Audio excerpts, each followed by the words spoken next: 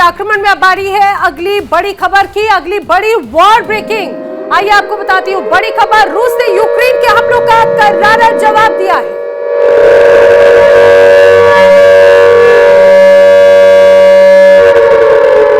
जी हाँ, रूस ने यूक्रेन के हमलों का जवाब दिया है। ताबड़तोड़ मिसाइल हमलों से पूरा का पूरा खारकीव दहल उठा है। हमले से रिहायशी इलाकों में भगदड़ है। बताया जा रहा है जो हमला हुआ उससे सीधे सीधे बिजली सप्लाई प्रभावित हुए। कैसे हालात हैं आइए आपको दिखाते हैं। देखिए किस तरह से यह हमला था और हमले के बाद में हालात। रूस ने यूक्रेन के हमलों का जवाब दिया। जिस तरह से यूक्रेन ने अमेरिका के खास फंक्शन को टारगेट करते हुए हमला किया था 10 शहरों पर, उसका जवाब रूस की तरफ से इस रूप में दिया गया। खारकीव दहल उठा। हर तरफ सिर्फ और सिर्फ ऐसा लगता है तबाही का मंजर है। यहां पर बिजली संयंत्र पूरी तरह से तहस नहस हो गए हैं। बताया जा रहा है कि ये जो हमला हुआ रिहायशी इलाके में भगदड़ मच गई और हमले की वजह से यहां पर बिजली भी काफी देर तक उसकी सप्लाई प्रभावित रही। बिजली संयंत्र हो, ऑयल रिफाइनरीज हो या फिर रिहायशी इलाके, कैसे एक एक करके टारगेट हो रहे हैं। ये तस्वीर आपके सामने, ये तस्वीरें बयां करती हैं चारों तरफ सिर्फ धुएं का गुबार, लपटों की अंगार और तबाही का मंजर।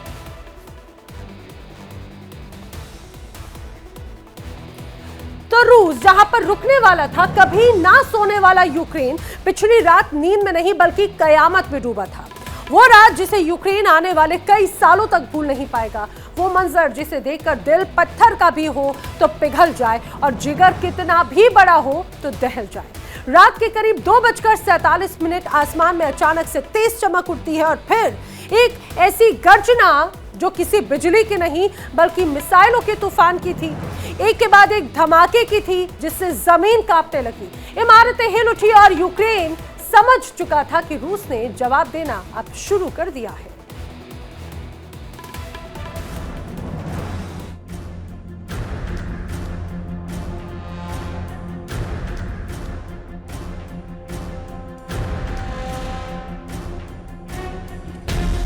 रिपोर्ट्स के मुताबिक रूस ने कीव, निप्रो और उड़ीसा समेत कई बड़े यूक्रेनी शहरों पर एक साथ करारे हमले शुरू किए।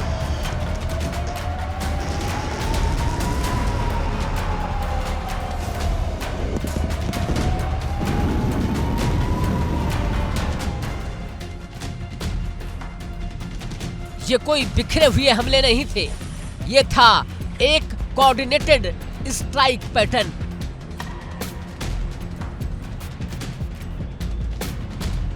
हर शहर, हर इलाका एक तय लिस्ट में शामिल था।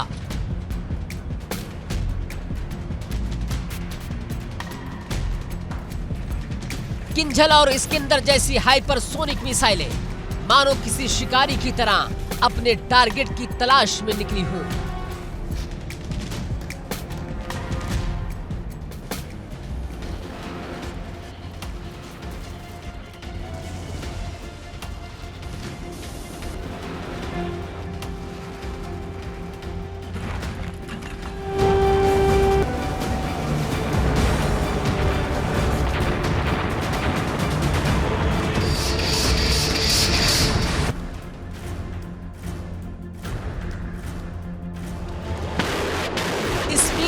तेज थी, एयर डिफेंस को प्रतिक्रिया का मौका तक नहीं मिला।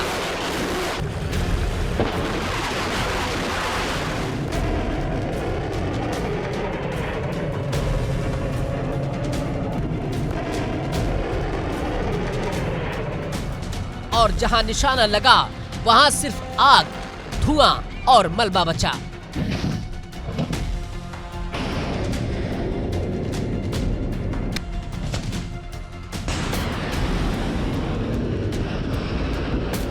जहां कभी शहर चमकते थे वहां अब सिर्फ धुआं धुआं दिखता है।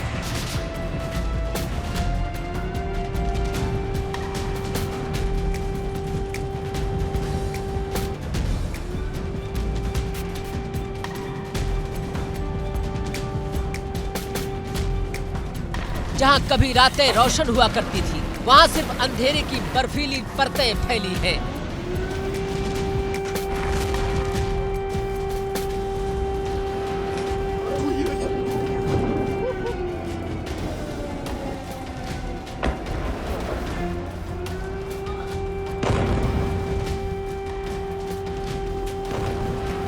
सायरनों की आवाज, भागते लोग और बच्चों की चीखें। यूक्रेन की रात खामोश नहीं, दहशत से भरी हुई थी।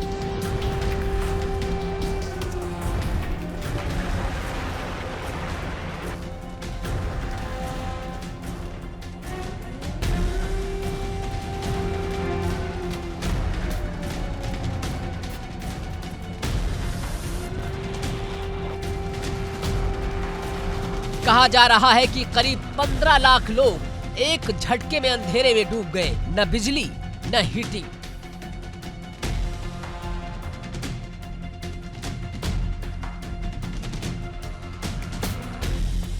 और बाहर तापमान इतना कि सांस भी भाप बन जाए। सर्दी, अंधेरा और डर तीनों ने मिलकर यूक्रेन को जकड़ लिया है।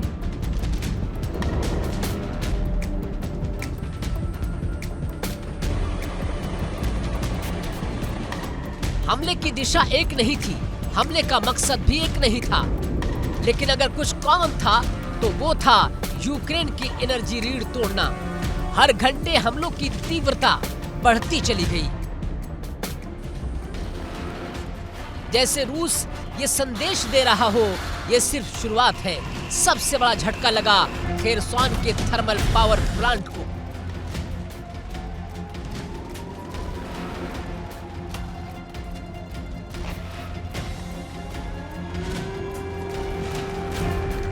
वो प्लांट जो इस सर्दी में लाखों लोगों के लिए उम्मीद था, कुछ ही घंटों में वो उम्मीद राख हो गई।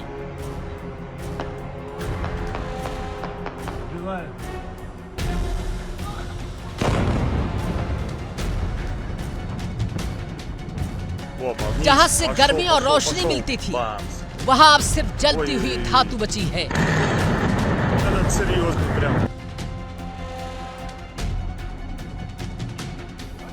रूस का संदेश बेहद साफ है।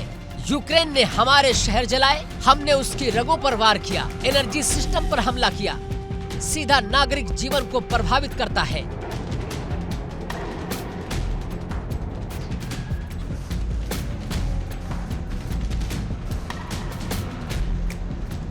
और यही रूस की रणनीति है, दबाव बनाना, थकाना और झुकाने की कोशिश करना।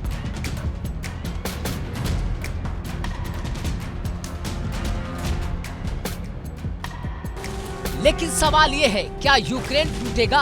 अब तक के संकेत कहते हैं कि नहीं। अंधेरे में भी यूक्रेन खड़ा है, ठंड में भी उसके हौसले जिंदा हैं और पश्चिमी मदद उसे अकेला नहीं पड़ने दे रही है।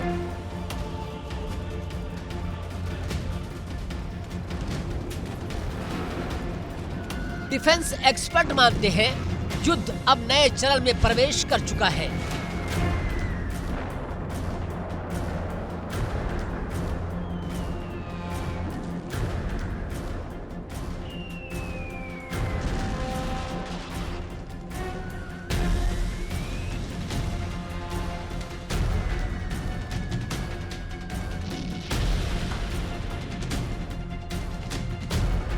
अब सिर्फ फ्रंट लाइन नहीं, अब शहर, बिजली, पानी और सर्दी सब हथियार बन चुके हैं और यही इस जंग को और ज्यादा खतरनाक बना रहा है।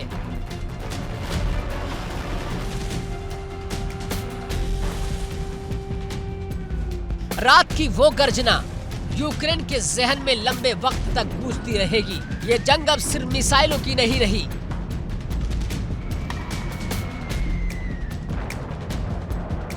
ये जंग है हौसले, सहन शक्ति और अस्तित्व की।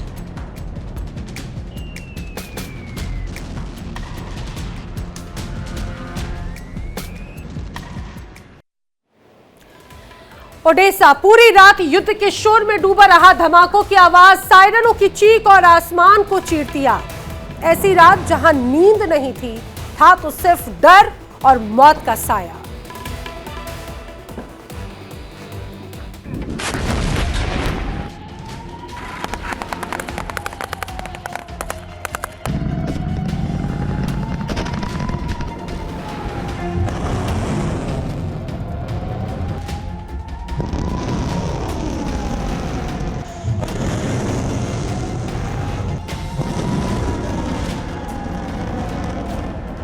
ओडिशा के पोस्कोट इलाके में लगातार धमाकों ने जमीन हिला दी।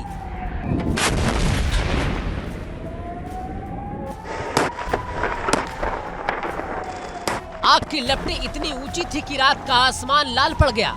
हर धमाके के साथ दिल धड़कना भूल जाता था।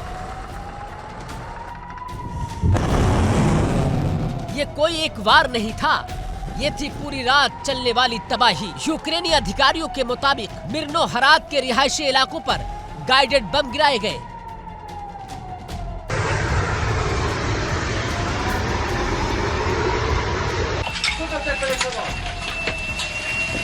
जहां बच्चे सो रहे थे, जहां परिवार रात का खाना खा चुके थे, वहीं आसमान से मौत उतर आई।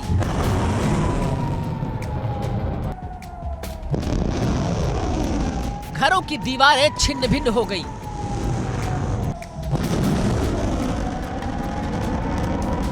गाड़ियां पिघले हुए लोहे के ढेर में तब्दील हो चुकी थी।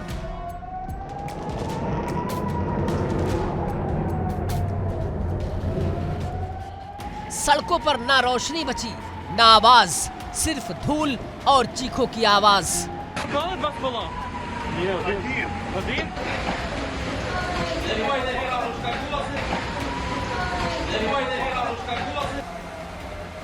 ये युद्ध नहीं लगता, ये कयामत का रिहर्सल लगता है। और फिर बारी आई यूक्रेन के दिल की, यानी कीव की।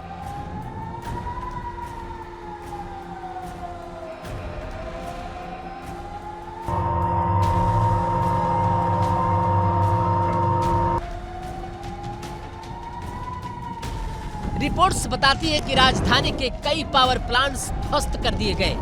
मतलब साफ था, यूक्रेन की धड़कनों पर हमला। जब पावर प्लांट गिरते हैं तो सिर्फ बिजली नहीं जाती, अस्पतालों की सांसें अटकती हैं, घरों की गर्मी खत्म होती है और शहर अंधेरे में डूब जाते हैं। कीव की रफ्तार एक झटके में धीमी पड़ गई।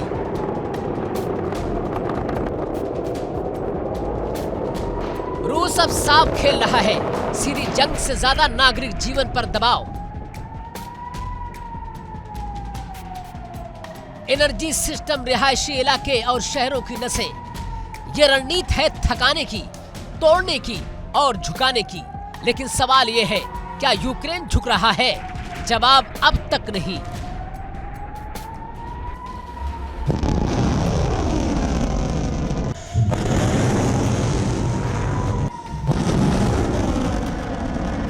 अंधेरे में भी यूक्रेन की सेना खड़ी है। नष्ट पावर प्लांट्स के बीच भी रेस्क्यू टीमें काम कर रही हैं। और जनता डर के बावजूद डटी हुई है। सबसे बड़ा सवाल यही है, क्या रूस यूक्रेन की ये जंग अब रुकने वाली नहीं है? जिस तरह से हमले तेज हो रहे हैं, जिस तरह से त्योहार, सर्दी और नागरिक सब निशाने पर हैं, संकेत बेहद डरावने हैं।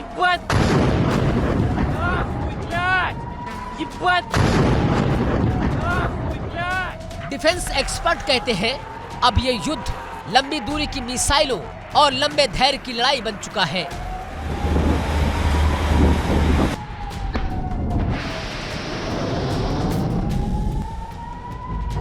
ये जंग महीनों नहीं बल्कि कई सालों तक खिंच सकती है। और हर साल तबाही का स्तर और बढ़ेगा। यूरोप चिंतित है, नेटो अलर्ट पर है, क्योंकि अगर ये जंग और फैली तो इसकी आग यूक्रेन तक सीमित नहीं रहेगी।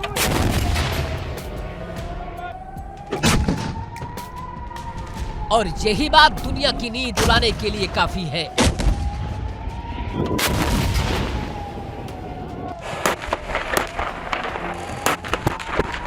उड़ीसा की वो रात, कीव का वो अंधेरा और मिर्नोहराद की वो चीखें ये पूछ रही है, क्या ये जंग कभी थमेगी?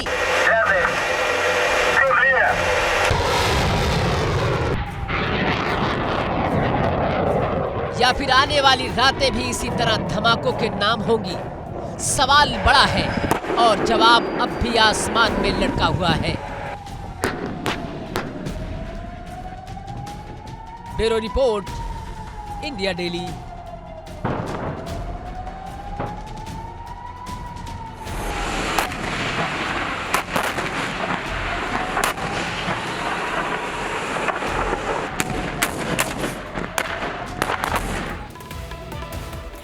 2026 का पहला हफ्ता ही बीता और दुनिया को साफ संदेश मिल गया, रूस और नाटो के बीच में जंग भयंकर होने वाली है। जी हां, बाल्टिक सागर में वॉरशिप्स और सबमरीन अलर्ट मोड पर हैं या बेस हाई अलर्ट पर हैं। साइबर सुरक्षा तेज है और सभी संकेत दे रखे हैं कि टकराव सिर्फ यथार्थ में नहीं बल्कि रणनीति और तकनीक के स्तर पर भी चल रहा है। वहीं विशेषज्ञों का तो यहां तक कहना है कि अमेरिका के बिना यूरोप अकेले रूस का सामना करने में कमजोर पड़ सकता है और यानी ये सिर्फ स्थानीय संघर्ष नहीं बल्कि पूरी महाद्वीप को झंझोड़ने वाला तनाव है। 2026 की शुरुआत ही वैश्विक सुरक्षा और रणनीति के नए अध्याय की चेतावनी लेकर आई है।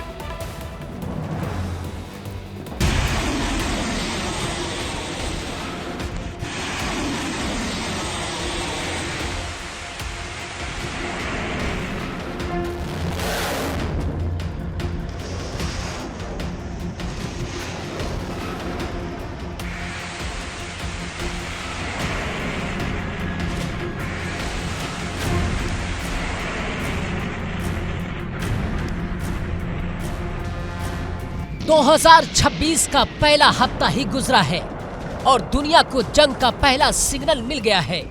यूक्रेन की जमीन से निकली आग अब समंदर की गहराइयों तक पहुंच चुकी है। बाल्टिक सागर जहां लहरों के नीचे अब युद्ध की आहट सुनाई दे रही है। ये कोई सीधी जंग नहीं है, यह है छद्म युद्ध, यानी ऐसा युद्ध जहां मिसाइलें कम और रणनीति ज्यादा बोलती है।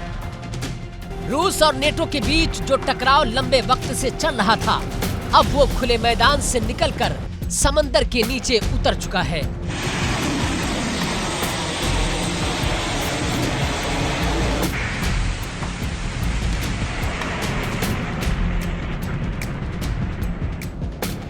बाल्टिक सागर में उस वक्त 10 देशों की वॉरशिप तैनात थी। समंदर की सतह पर नेटो की मौजूदगी थी और समुद्र के नीचे सबमरीन अलर्ट पर थी। लेकिन इसके बावजूद रूस ने ऐसा झटका दिया जिसकी किसी ने कल्पना नहीं की थी। रूस की कुख्यात शैडो फ्लीट यानी ऐसे जहाज जो दिखते तो कार्गो शिप हैं लेकिन असल में रणनीतिक हथियार हैं।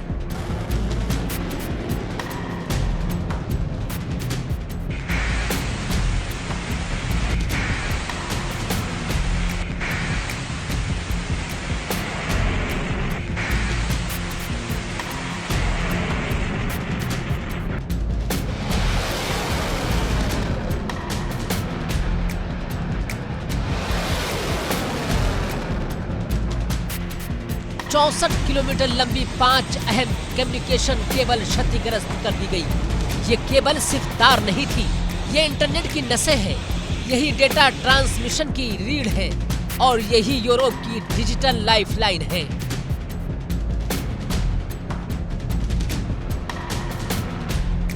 इन केबल्स के क्षतिग्रस्त होते ही इंटरनेट कनेक्टिविटी प्रभावित, डेटा ट्रैफिक स्लो और सिक्योर नेटवर्क पर असर। मतलब साफ है, बिना गोली चलाए यूरोप को झटका। यह घटना हुई फिनलैंड की खाड़ी में, बाल्टिक सागर का सबसे संवेदनशील इलाका। एक तरफ हेलसिंकी, दूसरी तरफ तल्लिन और सामने सेंट पीटर्स यानी रूस का सामरिक गढ़। नए साल के पहले हफ्ते में यहीं पर एक जहाज पकड़ा गया, लेकिन ये कोई साधारण कार्गो शिप नहीं था, ये था रूस की शैडो फ्लीट का हिस्सा। ऐसा जहाज जो बिना मिसाइल दागे, बिना बम गिराए पूरी जंग लड़ सकता है।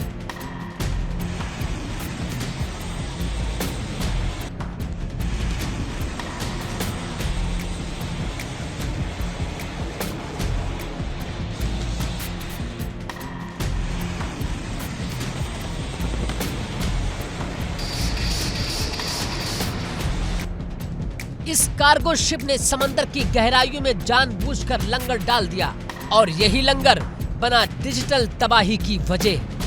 केबल्स कट गई, कम्युनिकेशन टूटा और यूरोप चौंक गया।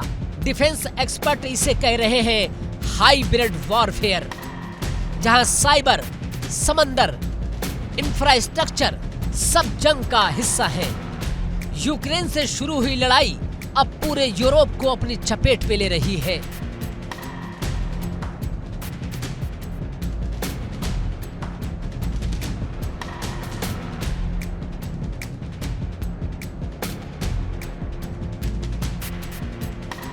2026 का पहला हफ्ता और बाल्टिक सागर में जंग की पहली दस्तक। ये सिर्फ केबल से नहीं टूटी, ये यूरोप की सुरक्षा का भरम टूटा है।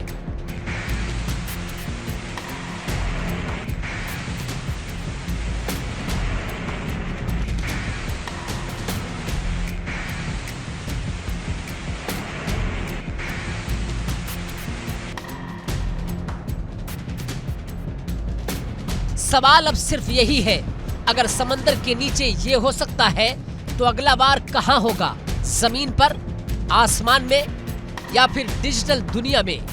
जंग शुरू हो चुकी है, बस उसका चेहरा बदल गया है।